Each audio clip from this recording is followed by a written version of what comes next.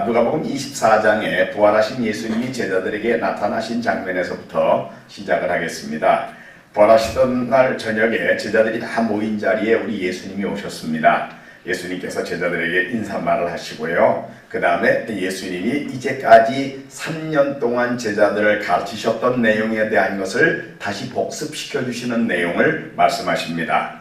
또 이르시되 내가 너희와 함께 있을 때에 너희에게 말한 바 곧 모세의 율법과 선지자의 글과 시편에, 구약 성경을 가르치는 말이지요. 나를 가르쳐 기록된 모든 것이 이루어져야 하리라 한 말이 이것이다. 구약 성경이 예수님에 대하여 말하고 있는 하나님의 말씀이라는 겁니다. 그리고는 45절에 제자들의 마음을 열어서 성경을 깨달아 알게 해주셨어요.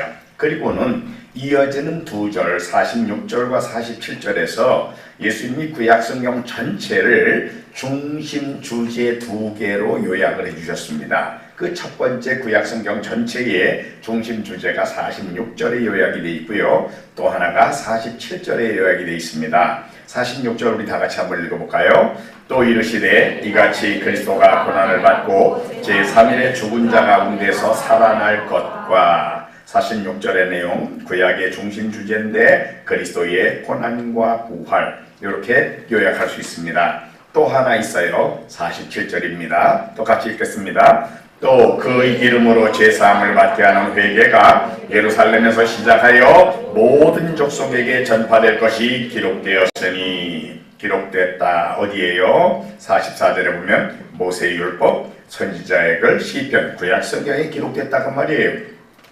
뭐가 기록됐어요? 전파될 것이 기록됐대요. 어디에 전파돼요? 예루살렘에서 시작해서 모든 족속에게 전파된대요. 어떤 내용이? 그의 이름으로 제사함을 얻게 하는 회개가 예루살렘에서 모든 종족에게 전파될 거야 라고 예수님이 구약 성경 전체의 중심 내용을 요약해서 말씀해 주셨어요. 다른 사람들은 구약 성경을 어떻게 볼지 모르지만 우리 예수님에 의하면 구약 성경이 그 많은 내용, 창세기서부터 말라기서까지 중심 내용이 이 2개의 중심 주제로 요약이 된다는 겁니다. 하나는 46절 그리스도의 고난과 부활이고요. 또 하나는 47절 세계 선교입니다. 그리고는 그 다음 절에 너희는 이 모든 일의 증인들이다 라고 예수님이 말씀하셨습니다. 구약 성경은 우리 예수님에 의하면 그 방대한 내용이 이 2개의 중심 주제로 되어 있다는 겁니다. 그리스도의 고난과 부활, 그리고 세계 선교입니다. 그런데 우리가 가지고 있는 성경이 또 신약 성경이 있잖아요. 신약 성경이 중심적으로 전하는 메시지의 중심 내용을 오늘 우리들에게 전해줄 수 있는 사람이 있다 그러면 누가 대표적으로 신약의 메시지를 우리에게 전해줄 수 있는 사람일까요? 그것은 아마 신약 성경의 내용, 마태복음부터 요한계시록까지 전체 27권인데요.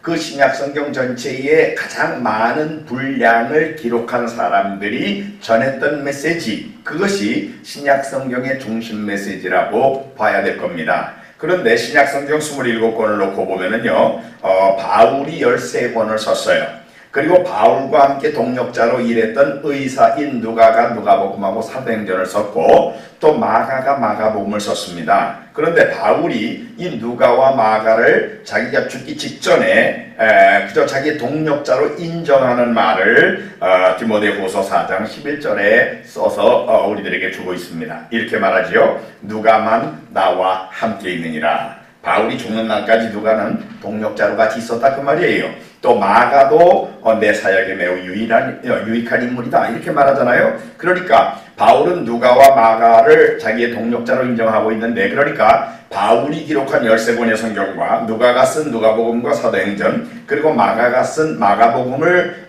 신약 성경에서 본다 그러면 이거는 신약 성경의 절대량입니다. 그러니까 이 팀이 전했던 메시지는 신약 성경의 중심 메시지라고 봐도 틀림이 없다고 말이에요. 그런데 이 바울이 1, 2, 3차 전도여행을 다 마친 다음에 아그리빠 왕 앞에서 내가 이제까지 전했던 메시지는 이런 거예요 라고 말한 내용이 사도행전 26장 22절하고 23절에 있는데 우리 22절을 다 같이 읽어보겠습니다. 하나님의 도우심을 받아 내가 오늘까지 서서 높고 낮은 사람 앞에서 증언하는 것은 선지자들과 모세가 반드시 되리라고 말한 것밖에 없다.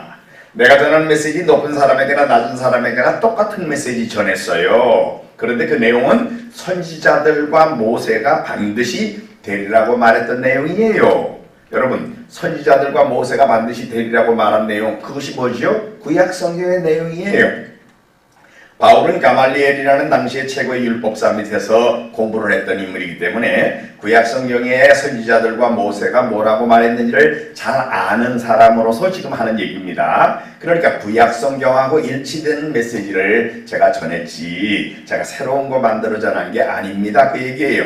그러면서 그 다음 23절에 그가 전한 메시지의 내용을 말하는데 그 내용이 곧 그리스도가 고난을 받으실 것과 죽은 자 가운데서 먼저 다시 살아나사, 여기까지 23절 앞부분을 똑 잘라서 보면 중심 내용이 뭐예요? 그리스도의 고난과 부활입니다. 예수님이 구약 성경을 요점 정리해 주실 때의 첫 번째 주제하고 일치되죠? 그 다음에 하반절을 보면 이스라엘과 이방인들에게 빛을 전하시리라 함이니이다. 이스라엘 사람하고 이방 사람들에게 빛을 전한대요.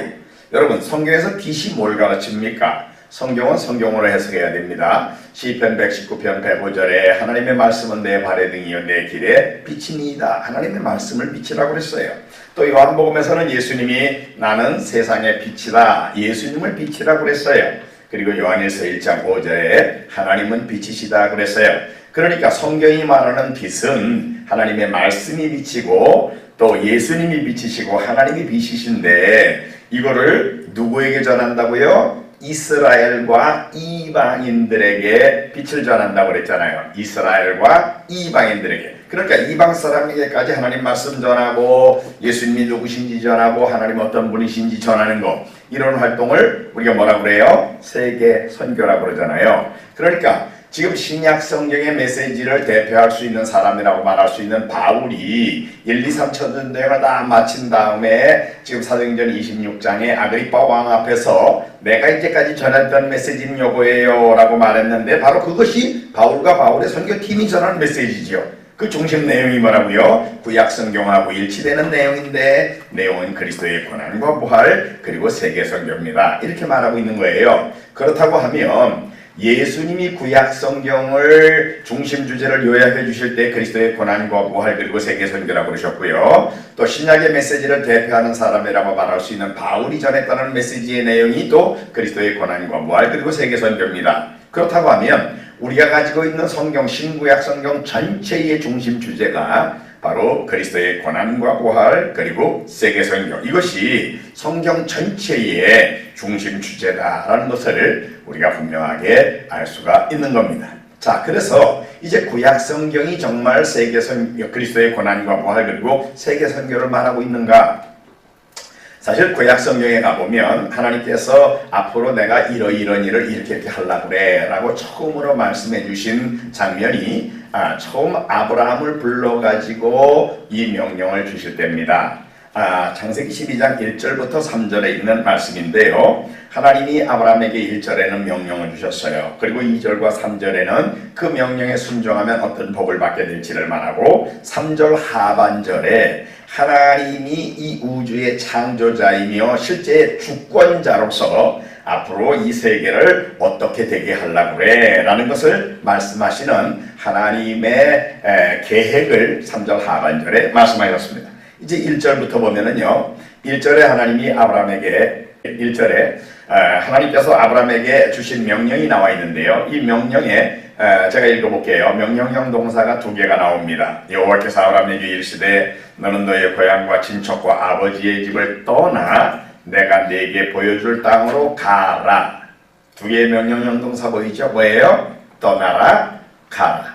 이거는요, 오늘날도 선교사 되려는 사람에게는 똑같은 명령을 하나님이 주십니다. 너의 본토 친척 아비집 떠나라. 그리고 내가 네게 가라고 하는 대로 가. 요거거든요. 아브라함에게도 하나님이 똑같은 명령을 주셨습니다. 그리고는 그 다음 절에 이 명령에 순종하면 어떤 복을 받게 되는가를 그 다음 절에 말씀하셨는데요. 2절과 3절 상반절에 5가지로 하나님이 어떤 복을 1절에 있는 명령을 순종하면 받게 되는가 하는 것을 말씀해 주셨는데요. 내가 너로 큰 민족을 이루게 해줄게. 둘째는 내가 네게 복을 줄게. 셋째는 내 이름을 창대하게 만들어줄게. 넷째는 너를 복이 되게 해줄게. 그리고 3절 상반절에 누가 너를 축복하면 내가 그 사람에게 복을 내리고 누가 너를 저주하면 내가 그 사람 저주할 거야. 하나님이 이렇게 아브라함에게 약속을 하셨습니다. 이거는요 1절의 선교의 명령을 순종하는 사람에게 하나님이 주시는 5가지 복인데 아브라함의 육신적인 자손들도 아브라함의 자손이지만 로마서 4장에 보면 아브라함이 하나님을 믿음에 그것을 의로 여겼다. 그리고 아브라함이 하나님을 믿은 것과 같은 그런 믿음을 가진 사람은 다 영적으로 아브라함의 자손이다. 그러니까 하나님이 아브라함에게 약속하신 내용은 오늘날도 믿는 사람들에게 그대로 주시는 약속이라는 겁니다. 그런데 하나님께서 이 5가지를 약속을 주셨어요. 그러니까 1절에 선교적인 명령에 순종하는 거 망하는 게 아닙니다. 그거 순종하면 이런 5가지 복을 받게 돼 있어요. 여러분들 중에 앞으로 이런 5가지 복 받고 싶은 사람 있으면 선교사로 나서면 됩니다. 3절 하반절에 하나님이 어떤 계획을 가지고 계시는가, 하나님이 어떤 일을 하시려고 하시는가를 보여주는 말이 나오는데 땅의 모든 족속이 너로 말미암아 복을 얻을 것이니라 그러셨어요. 예? All peoples on earth, all nations on earth, 이 지구상에 살고 있는 모든 나라 사람들이 그 말이에요. Will be blessed, 복을 받게 될 거야. Through you, 너를 통해서. 이게 하나님이 아브라함에게 하나님이 앞으로 어떤 일을 하려고 하시는지를 하나님의 계획을 설명해 주신 내용입니다. 그래서 사실은 이것이 처음으로 하나님이 온 인류를 향하여 어떤 계획을 가지고 계시는가를 알려주신 내용인데요. 하나님은 사실 우주 만물을 만드시고 사람들이 죄에 빠져 타락했고 그 다음에 이제 노아 홍수 때 또 징계를 받았지만 또 노아의 세 아들 셈 함야벳을 통해서 인류가 많은 종족으로 나눠져 가지고 이 지상에 다 흩어져 살게 돼 있는데 이 지구상에 살고 있는 모든 종족들을 하나님이 복을 주시기로 이 주권자로서 마음으로 결정을 하시고 그 일을 역사 속에서 주도해 가시는 하나님인데 이 일을 위해서 이 일을 성취하는 데에 아브라함을 축복의 통로로 축복의 도구로 쓰시기 위해서 하나님이 지금 아브라함을 처음 부르신 장면이 창세기 12장 1절부터 3절의 내용입니다. 그러니까 구약시대의 이스라엘 민족의 초기 족장이라고 할 수 있는 아브라함, 이삭, 야곱 처음 부르실 때부터 하나님은 아브라함, 이삭, 야곱만 복을 받게 하려고 그들을 부르신 게 아니고요. 그들을 통해서 땅의 모든 족속을 복 주려는 목적으로 그들을 부르셨다라는 것을 처음 아브라함에게 하시는 이 창세기 12장 3절 하반절의 말씀을 통해서 우리가 분명하게 알 수가 있습니다. 그런데 하나님이 한 번만 그렇게 말씀하신 게 아니고요. 창세기 18장 17, 18절에 하나님이 소돔과 고모라를 멸망시키는 천사를 보내놓으시고는 하나님이 혼자 아브라함 앞에 서셔서 독백으로 하시는 말씀이 내가 이 소돔 고모라 못돼가지고 내가 벌 주려고 그러는 거 이 조그만 일을 뭐 아브라함한테까지 비밀로 할 필요가 있겠냐 그러시면서 아브라함에게 그 비밀을 말씀하시는데 왜 그런다 그랬어요? 이렇게 말합니다. 여호와께서 이르시되 내가 하려는 것을 아브라함에게 숨기겠느냐. 18절 아브라함은 강대한 나라가 되고 천하 만민은 그로 말미암아 복을 받게 될 것이 아니냐. 하나님이 지금 독백으로 하시는 말씀인데 아브라함을 향하여 어떤 계획을 가지고 계시는가를 지금 보여주는 거지요. 천하 만민, 세계 모든 나라 사람들이 아브라함을 통하여 복을 받게 될 거 아니냐. 하나님이 그렇게 말씀하신 거예요.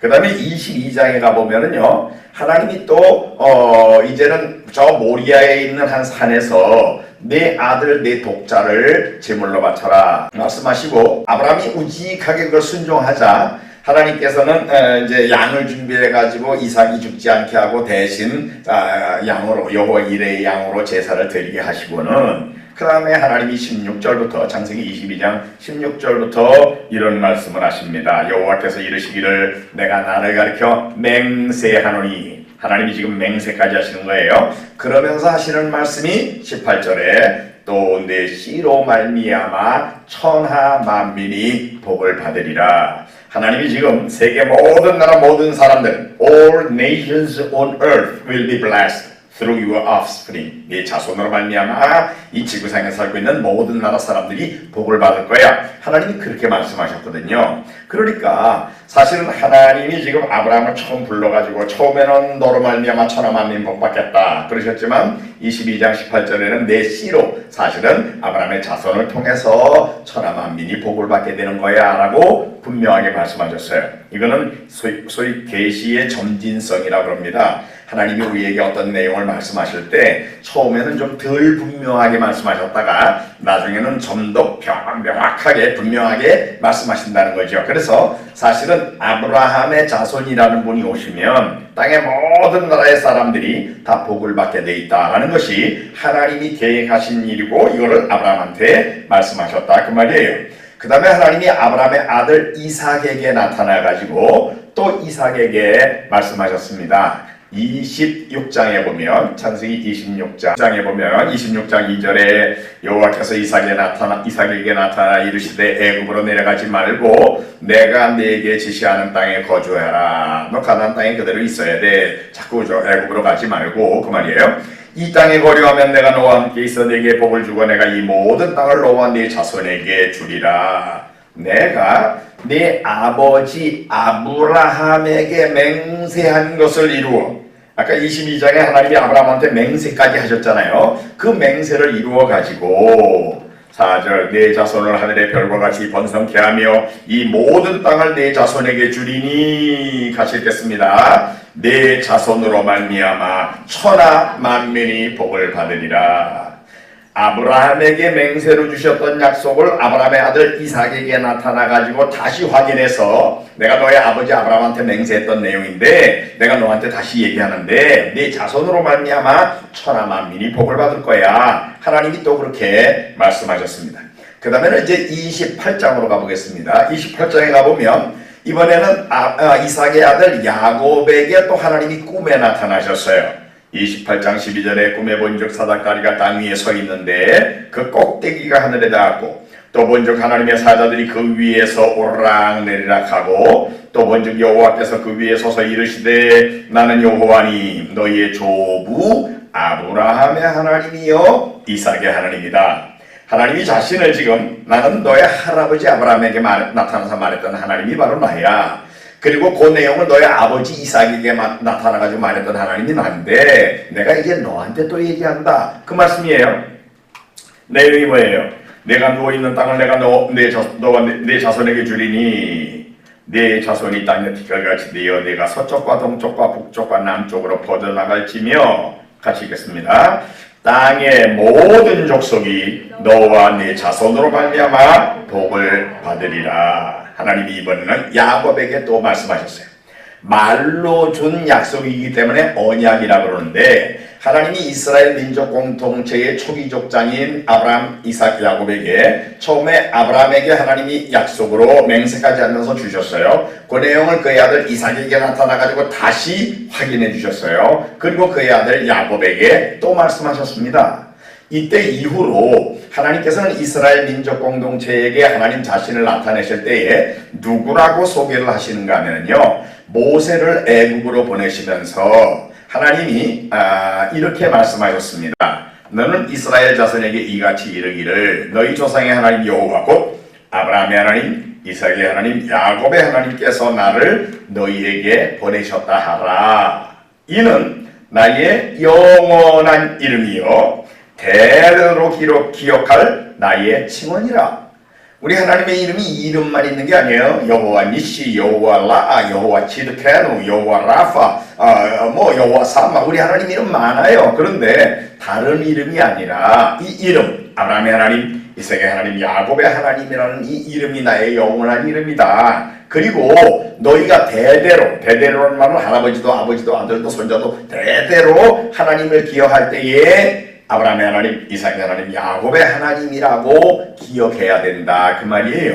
여러분 이 말은 이 이름이 어떤 의미를 가지고 있는 이름입니까? 이 이름은요 하나님께서 그 민족을 왜 택하셨는가를 애시당초에 처음 택하실 때 내가 너희를 택한 목적이 땅의 모든 족속을 복받게 하려고 택했어 라는 것을 말씀해 주신 이스라엘 민족의 초기 족장 대표가 되는 사람들이잖아요. 그러니까 아브라함의 하나님, 이삭의 하나님, 야곱의 하나님이라는 이 이름은 내가 너희 이스라엘 민족을 왜 택했는지 아냐? 바로 땅의 모든 족속을 복받게 하는 데에 축복의 도구로 축복의 통로가 되게 하려고 내가 너희를 택한 거야 라는 것을 분명히 기억하게 하는 이름이 이 이름이다 그 말이에요. 어떤 민족 공동체에게는요, 어떤 이름은 단순한 이름이 아니에요. 그 역사 속에서 특별한 의미를 가지고 있는 이름인 경우가 있습니다. 우리나라 사람에게 이순신 장군 그러면은 보통 장군 그러면은 이제 대령으로 있다 진급하면 장군인데, 이순신 장군 그저 별다른 사람인데 이름이 이순신이래 그 정도예요? 아니잖아요.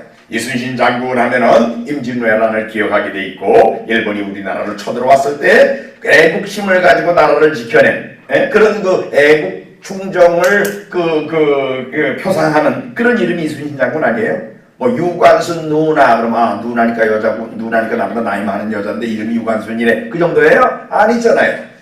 3.1 독립 만세 사건을 기억하게 하고, 그리고 우리 민족의 자주권이 얼마나 중요한가를 기억하게 만드는 이름이 유관순 누나라는 이름 아니에요? 마찬가지로 이스라엘 민족에게는 아브라함의 하나님, 이삭의 하나님, 야곱의 하나님이라는 이 이름은요, 이 언약, 내가 너희를 택한 목적은 땅의 모든 족속을 복받게 하려는 목적으로 내가 너희를 택했어 라는 것을 강조해서 하나님이 세 족장에게 하셨던 말씀을 기억하게 하는 이름이 바로 이 이름이다 그 말이에요.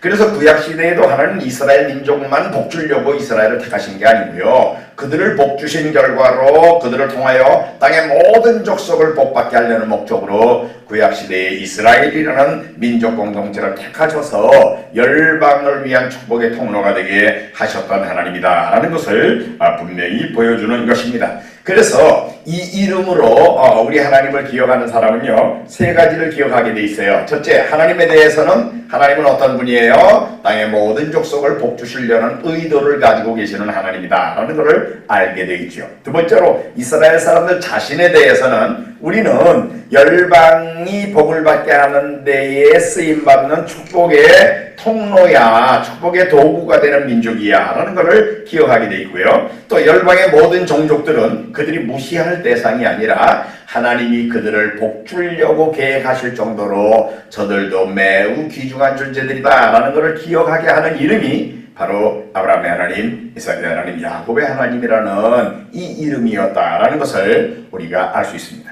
자, 그래서 하나님께서는 열방을 복주기를 원하시는 하나님이셔요. 그래서 구약성경 중에 제가 그저 이사야서에 나와 있는 하나님이 주신 말씀 하나만 소개하면, 이사야서 45장 21절 22절에 보면은 하나님 자신이 누구인가를 말씀하시면서 이제 열방의 모든 백성들에게 구원에 초청을 하시는 그런 내용이 나와 있습니다. 45장 21절 하반절에 나 외에 다른 신이 없나니, 그리고 하나님 나가 어떤 존재인가를 이제 말씀하시고, 그 다음에 또 뒤에다가 나 외에 다른 이가 없느니라 이렇게 또 말씀하셔요. 그러니까 하나님이 유일한 하나님이다. 세계 어떤 종교도 어떤 신도 나 같은 신은 없어. 근데 내가 누군가 하면 그 얘기죠. 나 외에 다른 신이 없다. 그리고 마지막에 나 외에 다른 이가 없느니라. 근데 요 하나님이 어떤 분이냐면 공의를 행하며 구원을 베푸는 하나님이다 그 말이야. 여러분, 우리 하나님이요 어떤 분이냐? 공의를 행하면서도 구원을 베푸는 하나님이에요. 이 말의 의미를 이해하기 위해서 제가 그저 잠깐 설명을 드리면요, 하나님이 우주 만물을 만드셨을 뿐만 아니라 지금도 통치하시는 분이잖아요. 전지전능한 능력으로 통치하셔서 모든 걸 다 정확히 하시고 착한 일하면 상 주고 나쁜 일하면 벌 주는 이런 능력이 있는 하나님이에요. 그런데 하나님의 성품이 하나님의 통치에 그대로 나타나는데, 하나님은 거룩하신 하나님이에요. 하나님의 거룩성이 우리 같은 도덕성을 가지고 있는 피조물에게 나타날 때는요, 착한 일을 하면은 하나님이 와 잘했다 그런 상을 주셔요. 그런데 죄를 짓거나 나쁜 짓 하면 떼끼기로 벌을 주셔요. 이게 하나님이 거룩하시기 때문에 그러실 수밖에 없어요. 그래서 착한 일을 하면 상을 주고 나쁜 짓 하면 벌 주는 거를 공의라고 해요. 그래서 공의는 하나님의 거룩성의 나타남이 공의입니다. 그런데 성경에 하나님이 나는 공의를 행하며, 하나님은 엄격하게 상을 주든지 벌을 주든지 하시는 공의를 집행하는 하나님이다 그 말이에요. 그러면 보세요. 공의가 엄격하게 집행되면 죄인은 어떻게 되는 겁니까? 망하는 거예요. 벌 받고. 그런데 엄격하게 공의를 행하면서도 죄인을 구원을 베푸는 하나님이다 그 말이에요. 왜 그래요? 우리 하나님은 거룩하신 분이기도 하지만 또 좋으신 하나님이야. Goodness of God. 우리 하나님 좋으셔요. 하나님의 좋으심이 우리 같은 죄인들에게 나타날 때 사랑으로 나타나는 거예요. 그래가지고 하나님의 거룩성이 공의로 나타나가지고 우리를 벌 주시지만, 그렇지만 하나님의 좋으심이 사랑으로 나타나가지고 우리를 구원하기를 원하시는 거예요. 이 두 성품은요, 거룩성과 좋으심은 하나님의 본유적인 속성으로 절대로 바뀔 수 없는 겁니다. 그래서 엄격하게 하나님의 거룩성이 공의로 나타나면서도 죄인을 구원하는 하나님의 방법이 바로 대신 벌받아주는 제도입니다. 누군가가 대신 벌받아만다오. 그러면 대신 벌받는 자에게 벌을 주고 이제 원래 죄인은 용서해 주겠다는 거죠. 그것이 구약성경의 속죄제사라는 데 나타나 있습니다. 죄를 지은 사람이 양을 한 마리 끌고 제사장 앞에 가가지고 제사장님 나 이런 죄를 지었는데 나 하나님 앞에 벌 받을까봐 두려운데 이 문제 좀 해결해 주세요. 그럼 제사장이 좀 알고 있어. 근데 난 양은 창피하니까 얘기하지 말고 좀 해결해 주세요. 그래 할 수 없구만. 양에게 손을 얹어라. 양에게 손을 얹고 죄를 다 양에게 뒤집어 씌우는 거야. 그러면 제사장이 양을 끌고 가가지고 너 이놈 왜 그런 죄를 지어서 양을 벌을 주는 거예요. 양이 피 흘려 죽음으로 사람의 죄를 대신 벌받아 죽는데 이것이 바로 속죄 제사라는 겁니다. 원래는 죄인이 벌받아야 되지만 양이 대신 벌받은 거예요. 그런데 이건 어디까지나 예표지. 어떻게 사람이 지은 죄를 양이 대신 벌받습니까? 그래서 사실 대신 벌받아주는 제도, 우리가 이제 대속이라 그러는데요. 대신 벌받아주는 제도를 하나님이 만드셨어도 대신 벌받아줄 자격이 있는 분은 이 세 가지 조건을 갖춰야 돼요. 첫째, 사람이라야 돼요. 왜? 죄 지은 게 사람이니까. 그 다음에 사람은 사람이로되 자기는 벌받을 죄가 없는 사람이래야 돼요. 왜 그래요? 죄의 삭시 사망이기 때문에 자기가 죄가 있어서 자기 죄 때문에 벌받아 죽을 사람은 남을 위해 죽어줄 수가 없어요. 그러면서도 많은 사람들, 모든 사람들의 죄를 다 대신 벌받아 주려고 그러면 모든 사람을 합한 것 이상의 가치를 지닌 존재가 대신 벌을 받아야 되는데 그런 존재는 피조물들 중에는 없어요.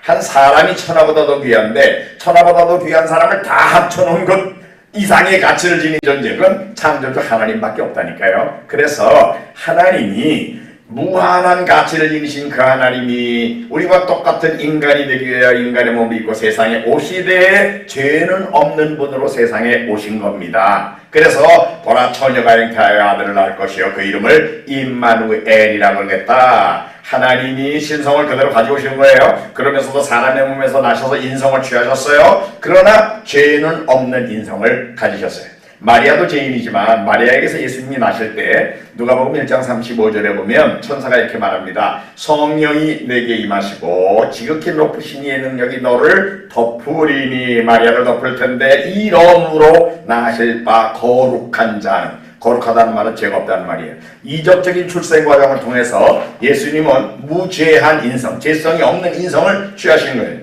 그래서 이 세 가지 조건이 예수님에게 이루어졌어요. 완전한 하나님이십니다. 무한한 가치를 지닌 분이에요. 우리와 똑같은 사람이십니다. 그러면서도 죄는 없는 분이에요. 원죄에 가담하지 않은 인성을 취하셨고 스스로도 죄를 지은 일이 없으셔요. 이 세 가지 조건을 갖추신 예수님 세상에 뭐하러 오셨다고요? 자기 목숨을 많은 사람들의 대성물로 주려고 왔다고 그러셨어요. 세례 요한이 예수님을 소개할 때 예수님이 대중 앞에 처음 나타나시니까 예수님을 누구라고 소개합니까? 보라, 세상 죄를 지고 가는 하나님의 어린 양이로다 그러잖아요.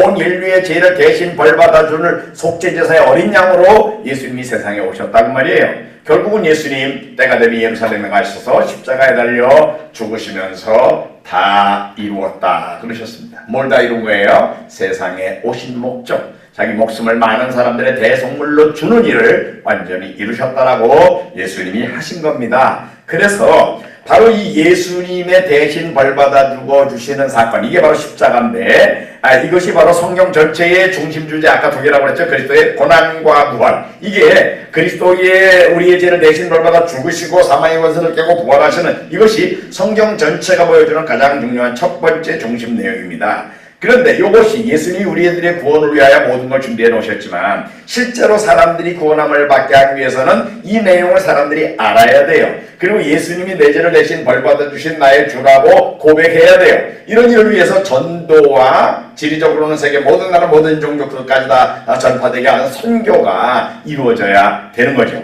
그래서 조금 전에 보았던 우리 이사야서의 45장 21절에 보면 나 외에 다른 신이 없다. 나는 공의를 행하며 구원을 베푸는 하나님이다. 나 외에 다른 신이 없다. 그러시고는 그 다음 절에 우리 하나님이 22절에 뭐라 그러십니까? 땅의 모든 끝이여 내게로 돌이켜 구원을 받아라. 나는 하나님이라 다른 이가 없느니라. 땅의 모든 끝이여.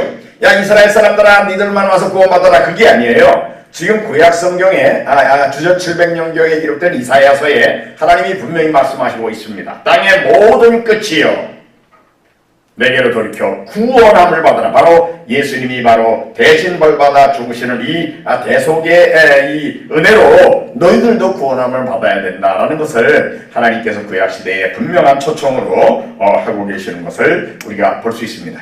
그래서 성경에 보면은 하나님께서 세계 모든 나라 모든 종족들이 결국은 구원받고 결국은 우리 하나님을 예배하고 찬양하는 그런 세계가 될 것이라는 것을 분명하게 성경에 말씀하고 있습니다.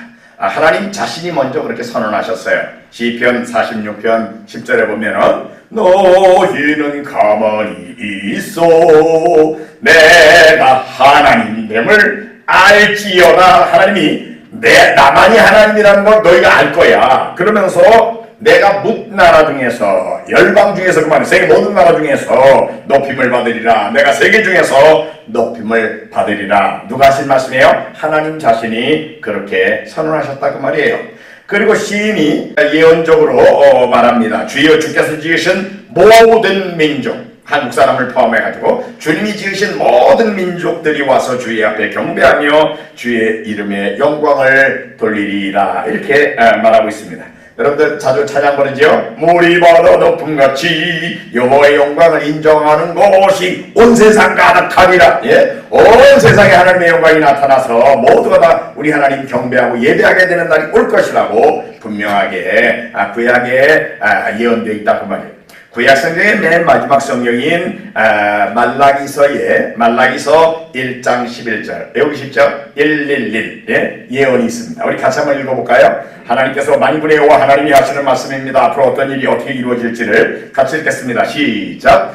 만군의 여호와가 이르노라 해 뜨는 곳에서부터 해 지는 곳까지의 이방 민족 중에서 내 이름이 크게 될 것이라. 각처에서 내 이름을 위하여 분향하며 깨끗한 제물을 드리리니 이는 내 이름이 이방 민족 중에서 크게 될 것임이니라. 아멘. 예? 해 뜨는 데부터 해 지는 데까지 모든 이방 민족 중에서, 그것도 여기저기 뜨문뜨문이 아니라 각처에서, every place에서 우리 하나님을 예배하는 일이 이루어지게 될 것이라고 하나님이 분명하게 구약 성경의 맨 마지막 성경인 말라기서 1장 11절 외우기 쉽죠? 111 911 아니고 또 빼빼로데이 11월 11일 아니고 1장 11절에 분명하게 구약에 예언이 되어 있습니다. 그래서 정말 구약 성경이 예수님 말씀대로 그리스도의 고난과 부활 그리고 세계 선교, 이것이 구약의 중심 주제라고 예수님이 제자들에게 요점 정리해서 말씀하셨잖아요. 그렇습니다. 구약 성경은 이렇게 그리스도의 고난과 부활, 구약에는 물론 예표로 어린 양이 속죄제사의 양으로 죽는 걸로 다 많이 나와 있었지만 사실은 오실 메시아 예수님에 대한 예언으로 구약이 그리스도의 고난과 부활 그리고 세계 선교, 세계 모든 나라 모든 종족들이 결국은 하나님을 예배하는 사람들이 될 것이라는 것을 말하는 것으로 구약이 이루어져 있다라는 것을 우리가 분명하게 알 수 있습니다. 자, 이제 신약에 와서 예수님이 세상에 오셨습니다. 예수님이 오셔가지고 예수님이 하셨던 사역만 우선 좀 보면은요, 예수님이 공생애를 처음 시작하신 장면이 마태복음 4장입니다. 마태복음 4장 1절부터 11절까지는 유대광야에서 마귀에게 시험을 받으셨어요. 마귀에게 시험을 받으시는 일이 끝난 다음에 공생애를 시작하시는데요. 마태복음 4장 12절부터 보면은 요한이 잡힘을 들으시고 예수님께서 유다를 떠나서 저 갈릴리에 가서 나사렛에 가 계시다가 14절부터 마태복음 4장 14절 나사렛을 떠나 스불론과 납달리 지경 해변에 있는 가버나움에 가서 사셨는데 이는 선지자 이사야로 통하여 하신 말씀을 이루려 하심이니라. 구약성경 이사야서에 예언된 일을 예수님이 지금 이루고 계신다 그 말이에요. 근데 그 예언의 내용이 뭔가 하면은요 15절 16절에 스불론 땅과 납달리 땅과 요단강 저편 해변길과 이방의 갈릴리여.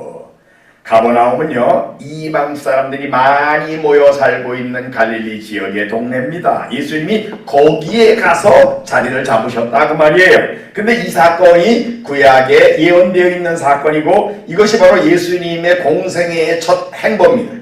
그러니까 예수님이 공생애를 시작하시면서 첫 번째로 하신 일이 뭔가 하면요 일부러 이방 사람들 많이 모여 있는데 가셨다 그 말이에요. 어떤 공직자가 공직에 처음 취임을 하고 첫 번째로 하는 행동은요 그 사람이 무엇을 중요하게 여기는가라는 걸 보여주는 행동이에요. 허준영 경찰청장이라는 분이 경찰청장으로 취임식을 마치자마자 헬리콥터를 타고 독도를 방문했어요. 왜 그랬죠? 헬리콥터 타보고 싶어서? 아닙니다. 독도가 대한민국 영토라는 것을 내가 대한민국의 경찰총수로서 중요하게 여기노라라는 자기의 의지의 표현 아니에요? 예수님 공생애를 시작하시면서 첫 번째로 하신 일이 이방 땅 갈릴리, 이방 사람들 많이 모여있는데 가서 자리 잡는 일로 예수님이 공생애를 시작하셨다 그 말이에요. 그 사건을 이렇게 설명하고 있습니다. 흑암에 앉은 백성이 큰 빛을 보았고 사망의 땅과 그들의 앉은 자들에게 빛이 비추었도다라는 게 이루어진 거다 그 말이에요. 이방 사람들 원래 흑암에 앉은 백성입니다. 그리고 사망의 땅과 그들에 있는 자들입니다. 근데 그들에게 예수님 나는 세상의 빛이다 그러셨잖아요. 바로 예수님이 그들 가운데 오신 바로 이 사건이 구약에 예언되어 있고 예수님이 그것을 이루신 것을 우리가 볼 수 있습니다. 지리적으로 보면은 예수님 유대 광야에서 시험 받으시고 저 갈릴리의 가버나움에 가서 자리를 잡으셨다는 겁니다. 이게 16절이고요. 그 다음 절 17절에 보면 예수님이 공생애의 첫 메시지를 선언하시는데요. 여러분 아시죠? 예수님 공생애를 시작하시면서 첫 번째로 외치신 메시지가 뭐죠? 회개하라 천국이 가까웠느니라 이 메시지잖아요.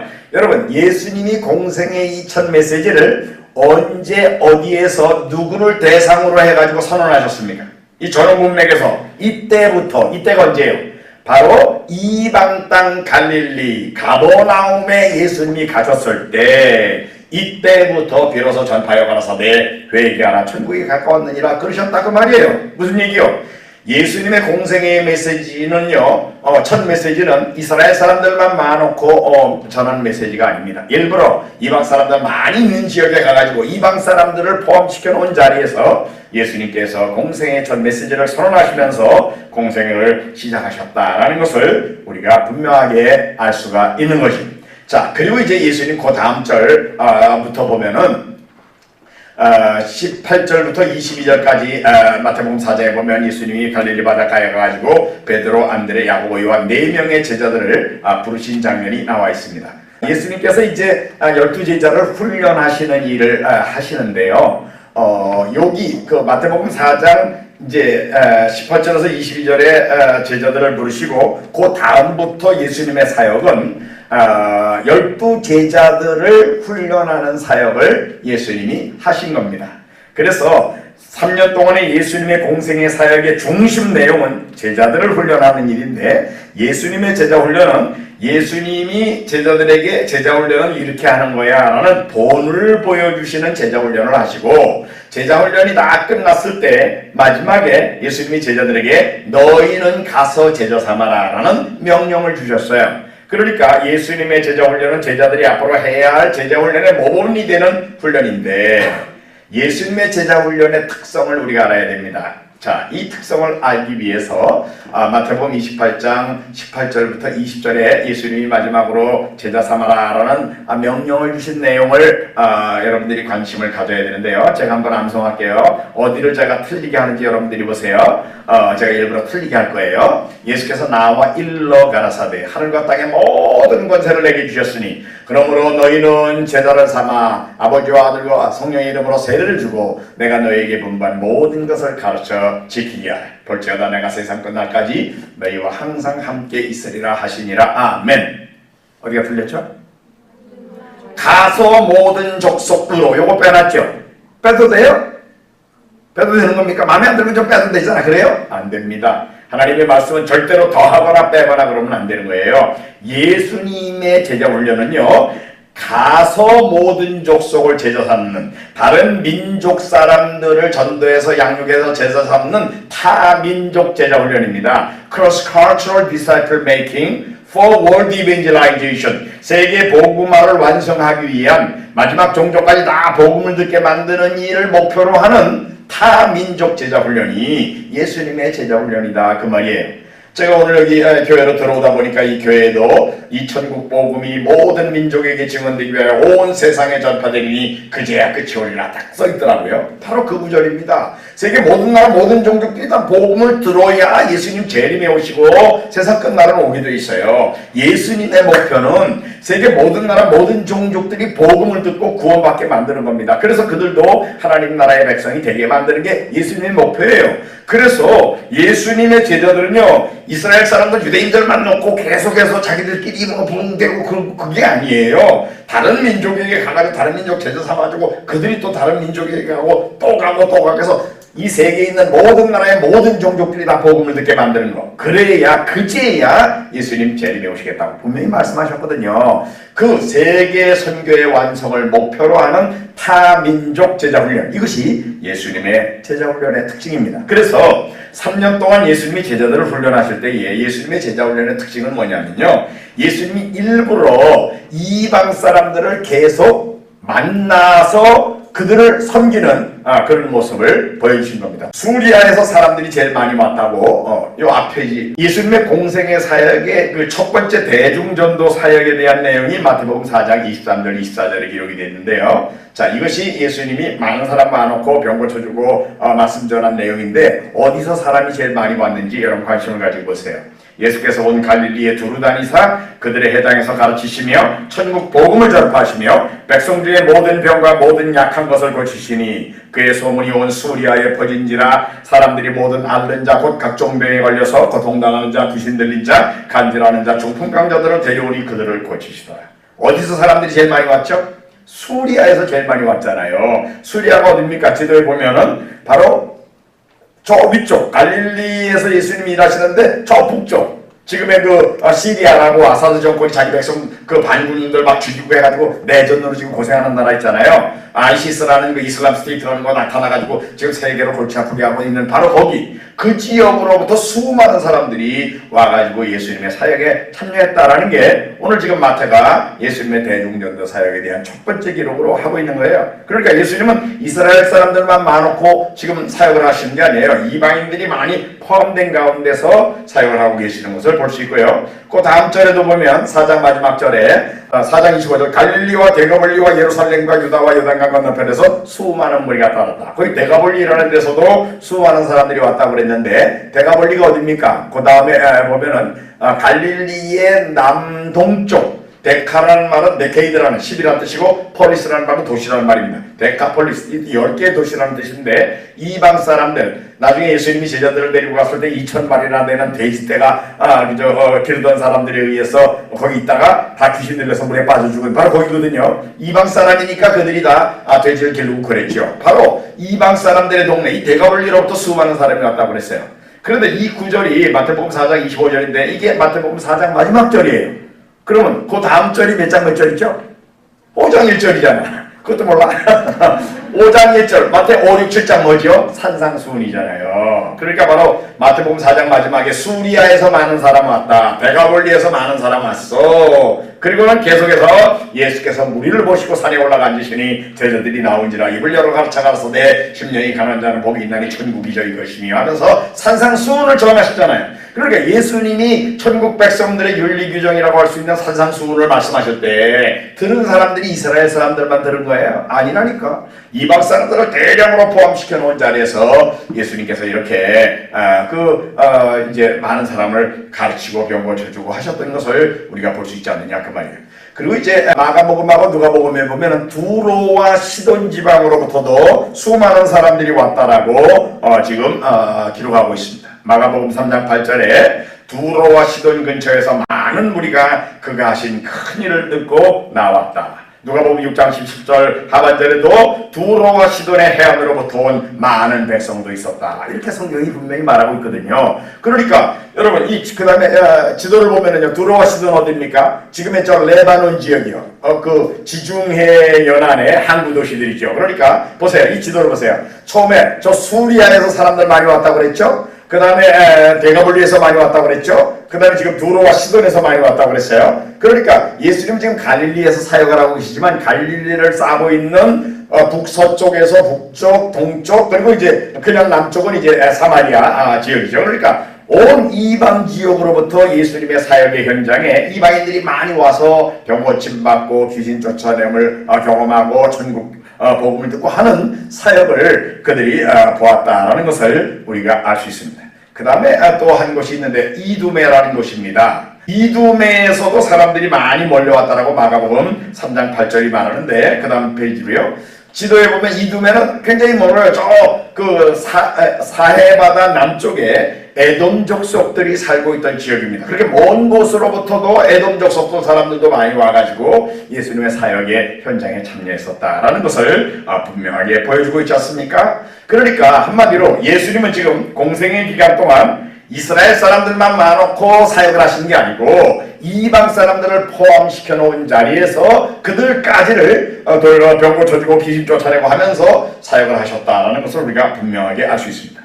여러분, 예수님의 의도는 이스라엘 사람들만 구원하려는 게 아니에요. 세계 모든 나라 모든 종족을 구원하기 위해서 제자들에게 이 종족 편견, 종족 우월감을 깨버리게 하기 위해서 일부러 제자들에게 내가 봐라, 이방 사람들 전혀 차별대우하지 않는다는 걸 보여주시는 그런 노력을 예수님이 계속 하셨던 것을 우리가 예수님의 제자훈련의 한 단면으로 볼 수가 있습니다. 그 다음에 예수님의 제자훈련의 또 하나의 특징은 그건 뭐냐면 이방 사람들도 하나님이 사랑하신다, 이방 사람들에게도 하나님이 은혜를 베푸셔 라는 것을 예수님의 가르침에서는 계속해서 가르치셨습니다. 처음부터 그러셨어요. 여러분, 예수님께서 공생의 기간 동안에 가르치신 내용으로 성경에 나와 있는 첫 번째 내용이 누가복음 4장 25절 26절입니다. 우리 다 같이 한번 읽어보겠습니다. 내가 참으로 너희에게 이르노니 엘리야 시대에 하늘이 3년 6개월간 닫히어 온 땅에 큰 흉년이 들었을 때에 이스라엘에 많은 과부가 있었으되 엘리야가 그중 한 사람에게도 보내심을 받지 않고 오직 시돈 땅에 있는 사렙다의 한 과부에게 뿐이었다. 예. 이스라엘 사람도 다 이 사건 알고 있어요. 아합 왕이라는 못된 왕 시대에 엘리야라는 선지자가 있었는데 아합 왕 너무 못돼가지고 하나님이 3년 6개월 동안 비가 오지 않겠어요? 기근이 들어서 먹을 게 없어요. 이스라엘에도 배고픈 불쌍한 과부들 많았어요. 그런데 이스라엘 과부들에게는 은혜를 안 베푸시고 저 사렙다 과부, 사렙다, 시돈 땅 사렙다 과부에게만 엘리야를 보내가지고 먹을 게 있도록 하나님이 만들어주셨었다라는 것을 예수님께서 공생애에 가르친 내용으로 성경에 기록된 것으로서는 첫 번째 날 가르친 내용으로 누가복음 4장 25절 26절에 이렇게 기록이 되어 있다 그 말이에요. 그 다음 절도 또 보겠습니다. 27절에 보면은요, 같이 읽겠습니다. 27절. 또 선지자 엘리사 때에 이스라엘에 많은 나병 환자가 있었으되 그 중에 한 사람도 깨끗함을 얻지 못하고 오직 수리아 사람 나만뿐이었느니라. 엘리사 시대에 이스라엘에도 불쌍한 나병 환자 많았어요. 그런데 그 이스라엘 사람 나병 환자는 안 고쳐주셨어. 근데 누구만 고쳐주셨어요? 저 아람 나라의 군대 장관, 이스라엘에 쳐들어왔던 이스라엘의 원수입니다. 원수 나라의 군대 장관인데 그 사람 나병 환자였는데 그 사람은 요단강물에 7번 목욕하라고 시켜가지고 고침을 받는 일이 구약시대에 있었다 그 말이에요. 이스라엘 사람들이 다 아는 사건입니다. 예수님이 이 얘기를 하시면서 공생의 가르침을 가르치고 계시는 거예요. 예수님의 그 뜻이 뭡니까? 이방 사람들에게도 하나님이 은혜를 베풀어 주셨던 경우가 있다라는 것을 말씀하시면서 하나님은 이스라엘 사람들에게만 은혜를 베푸시는 분이 아니라 이방 사람들에게도 은혜를 베푸셨어 라는 걸 말씀하시면서 예수님이 지금 공생애를 시작하고 계시는 것을 우리가 여기서 분명하게 볼 수가 있잖아요.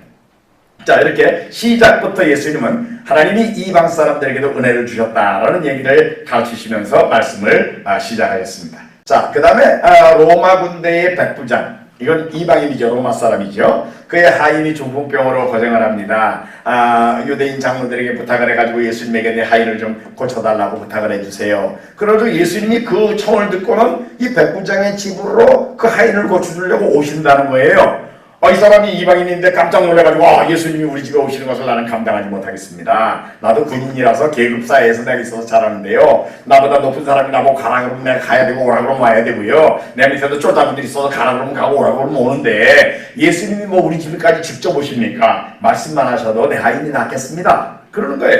예수님이 얼마나 높은 권위를 가지신 분인가를 인정하는 말 아닙니까? 예수님 이 말씀을 들으시고는 뭐라고 그러셔요? 10절에 내가 이스라엘 사람들 중에도 이만한 믿음을 본 적이 없다. 그러니까 이방 사람이 이스라엘 사람들보다 믿음 더 좋다고 말이에요. 그 다음 절에는 11절에 동서로부터 많은 사람이 이르러 아브라함과 이삭과 야곱과 함께 천국에 앉겠다. 무슨 얘기요? 이방 사람들도 많이 천국에 들어와가지고 당당하게 이스라엘의 그 기라성 같은 종이족장인 아브라함, 이삭, 야곱과 함께 먹고 있겠다 그 말이에요. 그 다음 절은 어때요? 나라의 본백성 이스라엘 사람들 중에도 구원받지 못한 사람도 있을 거야 라는 얘기를 예수님께서 그 다음에 하셨잖아요. 그러니까 사실은 우리 예수님의 요지는 분명합니다. 너희들 이스라엘 사람들 너희들만 하나님이 사랑하신다라고 착각하지 말라고 말이에요. 너희들만 믿음 좋다고 착각하지 말아라. 너희들은 자동으로 다 구원받는다고 착각하지 말아라. 이방 사람들도 구원받는 사람이 있어. 너희들 중에도 구원받지 못할 사람들도 있을 거야 라고 예수님 분명히 말씀하신 것입니다. 자, 이제 그 다음에 예수님이 또 다른 지역에 가서도 말씀을 전하시는데요. 저 일부러 제자들을 데리고 이방 땅 지역으로 타문화 노출훈련을 시키러 가셨어요. 저 대가벌리 지역으로도 가셨던 적이 있고요. 가가지고 군대 귀신 들린 사람에서 귀신 쫓아내가지고 2,000마리나 되는 그 돼지떼가 다 물에 빠져 죽게 하는 일도 하시고요. 그 다음에 또 제자들 데리고 이번에는 저 두로와 시돈 쪽으로 가셔서 가나안 여인을 하나 만났습니다. 근데 이 여인이 예수님을 뒤쫓아오면서 소리 질러 가로되 주 다윗의 자손이요 나를 불쌍히 여기소서. 예수님을 주님이라고 부르고 다윗의 자손이라고 불렀어요. 이거는요 분명한 신앙 고백입니다. 예수님은 이 여자가 믿음이 제대로 된 걸 이미 알고 계셨어요. 그러나 못 들은 채 하고 예수님 시침이 뚝 깨고 그냥 가시는 거야. 예수님의 제자들이 이방 여자가 쫓아오면서 시끄럽게 보니까 예수님 저 이방 여자가 자꾸 쫓아오면서 구차게 보는데 저 여자 쫓아보낼까요? 그랬더니 예수님 뭐라고 대답하시는지 아세요? 나는 이스라엘의 잃어버린 양 외에 다른 데로 보냄을 받지 않았느니라. 나는 이스라엘 사람들만 구원하러 왔지 저런 이방인 구원하러 온 게 아니야. 그 말씀 아니에요? 예수님 이상하게 말씀하셨어요. 근데 이 여자 눈치도 없이 또 예수님 발 앞에 와가지고 내 딸이 귀신 들렸는데 좀 고쳐주세요. 그러니까 예수님 뭐라고 그러세요? 자녀에게 줄 떡을 취해가지고 개한테 줄 수는 없다 그 말이에요. 이스라엘 백성들은 하나님의 자녀지만 너 이방인 개잖아. 개가 어떻게 자녀들하고 똑같이 대접받으려고 그러냐? 그 말씀 아니에요? 얼마나 잔인한 말씀. 근데 예수님 그렇게 말씀하셨어요. 예수님의 제자들 어떻게 생각했을까요? 예수님 우리만 구원하러 오셨대요. 맞아, 우리는 하나님의 자녀가 이방인은 개같이 이랬겠죠? 그런데 이 여자는 그렇게 모욕을 당하고도 자존감도 없는지 왔습니다. 그러나 개들도 주인의 상에서 떨어지는 부스러기를 먹습니다. 그때까지 참으셨던 예수님, 여인아 내 믿음이 크도다. 내 소원대로 되리라 하셨잖아요. 그러면 앞에 하신 말씀하고 마지막에 하신 말씀하고 어느 게 진리입니까? 분명히 마지막에 하신 말이 진리예요. 여인아 내 믿음이 크도다. 내 소원대로 된다. 결국은 그 여인의 딸이 귀신이 쫓겨나가고 정상적으로 됐어요. 그러면 앞에 하신 말은 뭐예요? 이거는요 예수님이 진리를 말씀하신 게 아닙니다. 제자들의 마음, 유대인들의 마음 속에 있는 생각을 끄집어내시는 거예요. 너희들 내가 이스라엘 사람들만 구원하러 왔다고 생각하고 있지? 그거 딱 그거네. 너희들만 하나님의 자녀고 저 이방인은 개라고 생각하고 있지? 그 잘못된 종족 편견을 딱 끄집어내신 다음에 확 뒤집어 엎으시면서 여인에게 보아라. 이방 사람들도 믿음 좋은 여자 있어. 이방 사람들도 하나님이 다 들어주셔. 라는 걸 말씀하시면서 예수님이 이 이방 땅으로 제자들을 타문화 노출훈련을 데리고 가셔가지고 거기서 분명하게 이런 가르침을 가르치시기도 하셨다 그 말이에요. 자 이제 때가 되면 예수님 예루살렘으로 올라가십니다. 이상하게 예수님 입성하실 때에 건너편 마을에 가면 아무도 타보지 않은 나귀 새끼 있을 테니까 풀어서 끌고 와라. 그래서 나귀를 타고 예루살렘 성으로 입성을 하시는 거예요.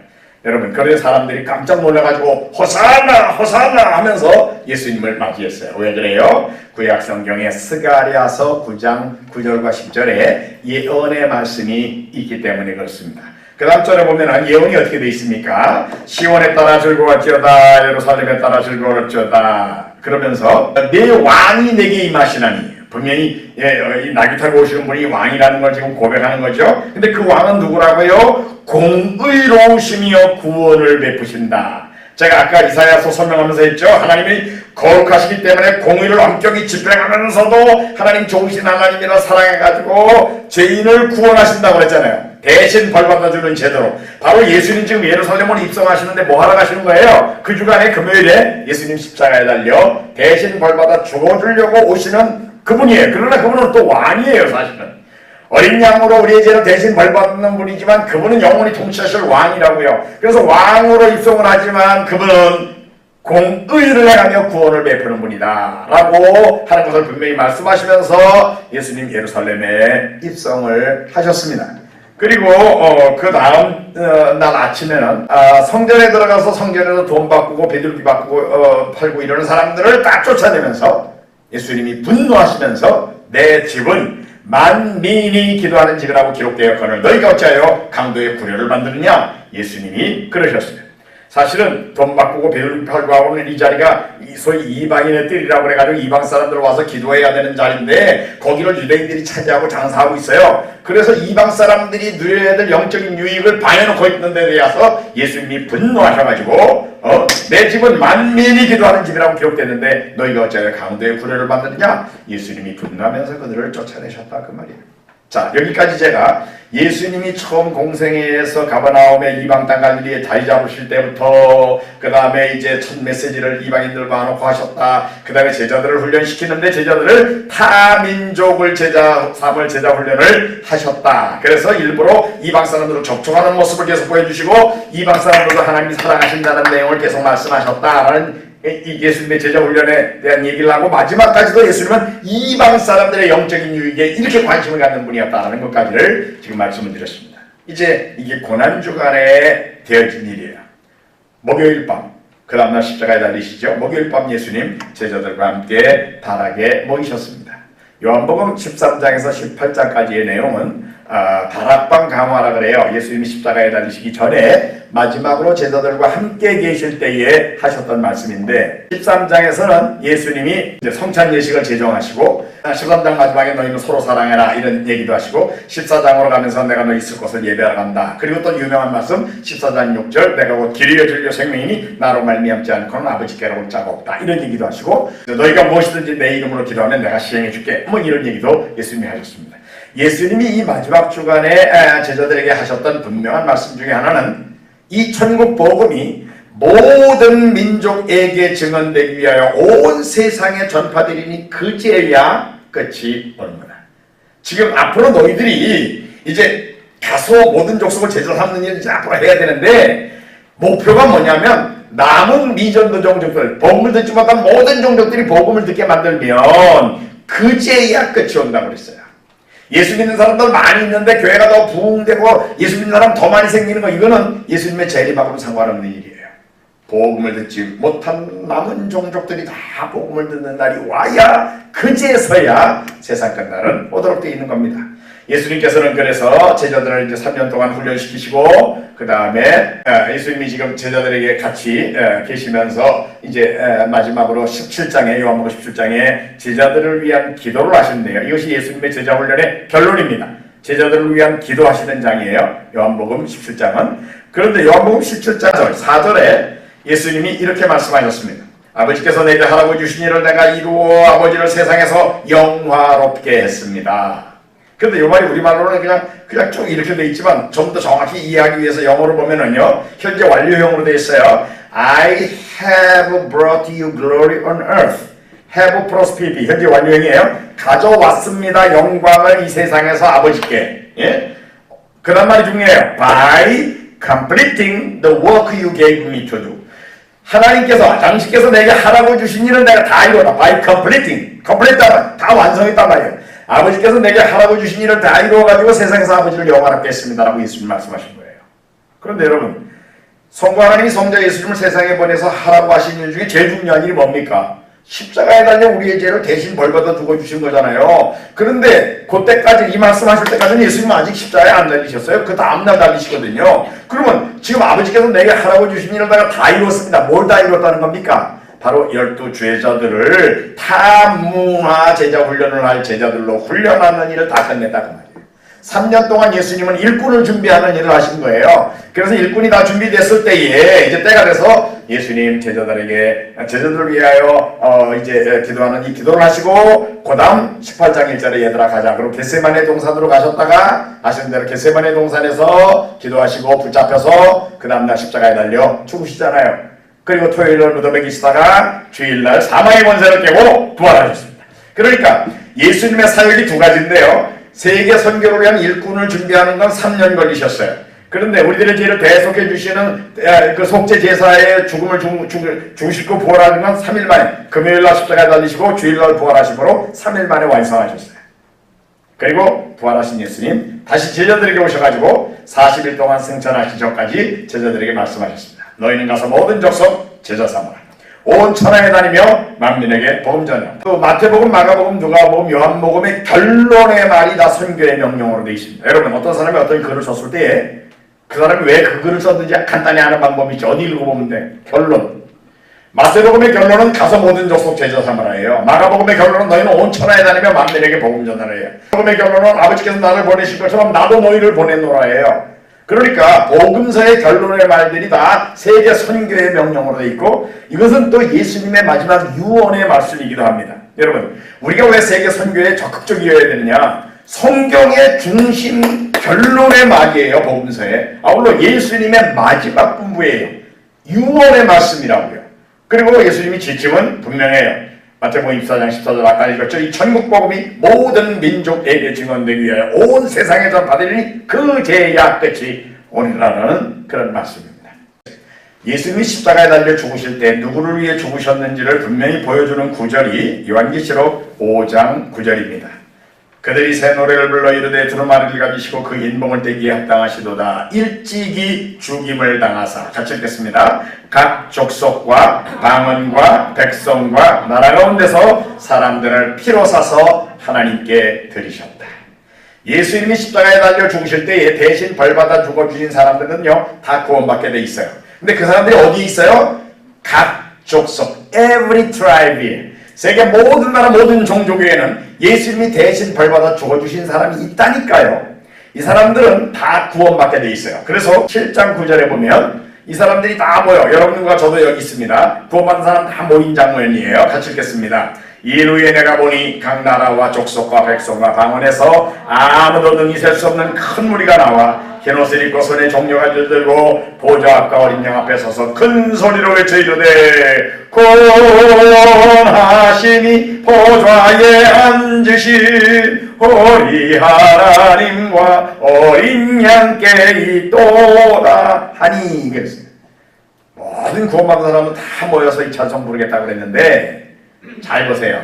각 나라, every nation, every tribe, every language 그룹에서 구원받은 사람들이 다 모일 것이라고 성경은 분명하게 예언하고 있습니다. 이건 그대로 되게 돼 있는 일이에요. 그런데 이 일이 그대로 되려고 그러면은 어떤 일이 중간에 필요한가 하면 이것을 성취하기 위해서 누군가가 치러야 될 대가가 있는 거예요. 다섯째 인을 떼실 때에 내가 보니 하나님의 말씀과 그들이 가진 증거로 말미암아 죽임을 당한 영혼들이 제던 날이 있다. 하나님의 말씀 전하다가 예수 그리스도를 증거하다가 죽은 사람들입니다. 순교자들이죠. 그들이 하나님 앞에 10절에 부르짖었어요. 언제 심판하실 것입니까? 그랬더니 11절에 각각 그들에게 흰 두루마기를 주시며 이르시되 아직 잠시 동안 쉬되 그들의 동무 종들과 형제들도 자기처럼 죽임을 당하여 자기처럼 죽임을 당하다니요. 하나님의 말씀 전하다가 죽는 그런 죽임을 당해가지고 그 말이죠. 그 수가 차기까지 하라 하시더라. 복음 때문에 자기의 생명을 내주는 사람들의 수를 하나님이 정해놓으셨는데 그 수가 차는 날이 세계 모든 나라 모든 종족들에게 복음이 전파되는 일이 완성되는 날이고 그 날이 되면 예수님 재림에 오신다라는 것이 성경이 보여주는 교훈입니다. 마태복음 24장 14절에는 이 천국 복음이 모든 민족에게 증언돼야 그제야 끝이 온다고 했는데 요한계시록 지금 6장 11절에는 그 수가 찰 때에 그 날이 온다고 그랬어요. 그러니까 우리가 이 세계 복음화 모든 종족들이 다 복음을 듣게 만드는 이 일을 완성하려 하면 우리들 중에 누군가는 기꺼이 우리의 생명을 내놓는 그런 사람들이 있어야 됩니다. 그 사람 불쌍하다, 안 됐구나, 죽었구나, 그래요? 아니요. 한 번 죽는 것은 사람에게 정하신 것이요 그 후에는 심판이 있으리니 그랬어요. 교통사고로 죽을 거예요? 병원에서 병으로 죽을 겁니까? 아닙니다. 하나님의 말씀과 가지고 있는 복음 때문에, 증거 때문에 죽음을 당하는, 그런 죽음을 당하는 사람들은 정말 영광스러운 죽음을 맞이하는 사람들입니다. 마지막으로 이제 증인이라는 단어를 사도행전 1장 8절에서 우리가 보게 되는데요. 오직 성령이 너희에게 임하시면 너희가 권능받고 예루살렘 온 유대 사마리아 땅끝까지 이르러 내 증인이 되리라고 하셨는데, 이 증인이라는 단어가 마르티스라는 헬라어의 단어의 의미는 마르티스를 음을 그대로 영어로 스펠링으로 옮겨 적으면 M-A-R-T-Y-R 그렇게 되죠. 그거를 영어 사전에서 찾아보면 순교자라고 되어 있습니다. 오직 성령이 너희에게 임하시면 너희가 권능받고 예루살렘 온 유대 사마리아 땅끝까지 이르러 복음을 전하다가, 예수님 전하다가 생명까지도 내어주는 자들이 되겠다, 그 말씀인 거예요. 그럴 때에 세상 끝날은 오는 것입니다. 여러분, 우리들의 생애는 한 번밖에 없습니다. 한 번밖에 없는 이 생애를 정말 영원한 가치가 있는 것을 위해서 투자하고 그런 일을 위해서 우리는 소진할 필요가 있어요. 그렇게 사는 것이 진정 가치 있는 삶입니다. 세상 사람들이 알아주지 않아도, 세상은 몰라도 괜찮아요. 공의로우신 주님, 전지하신 주님 알고 마지막 날에 착하고 충성된 종아 하시면서 우리들이 행했던 대로 상급을 주실 것입니다. 주님 앞에 설 때에 칭찬 듣는 우리 형제자매님들 모두 되시기를 주의 이름으로 축원합니다. 아멘. 기도하겠습니다. 사랑하는 주님, 오늘 정말 성경 전체의 중심 주제가 그리스도의 고난과 부활 그리고 세계 선교임을 저희들이 들었고, 또 구약시대에 하나님이 이스라엘 민족을 택하셨던 목적도 땅의 모든 족속을 복받게 하시려고 세계 모든 나라 모든 종족을 복받게 하는 일의 축복의 통로로 도구로 하나님이 구약의 이스라엘을 택하셨었음을 저희들이 들었고, 구약시대에도 우리 하나님은 정말 대신 벌받아주는 제도를 통하여 하나님은 공의를 행하며 구원을 베푸는 하나님으로서 이방인들에게도 구원에 초청을 하신 하나님이신 것을 저희들이 들었습니다. 우리 예수님은 제자들을 훈련하시되 정말 다른 문화에 가서 다른 종족들을 제자 삼을 세계 복음화를 완성하는 제자 훈련을 할 제자들을 훈련하는 일을 마무리하셨고, 또 마지막에는 제자들에게 이것을 그들의 사명으로 정말 가서 모든 족속 제자 삼으라는 명령을 주시고 승천하셨습니다.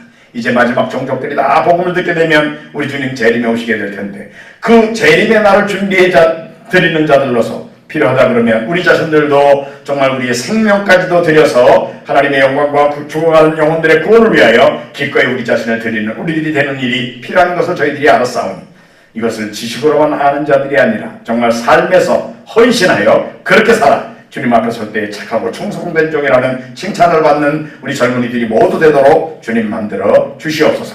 예수님의 이름으로 기도하옵나이다. 아멘.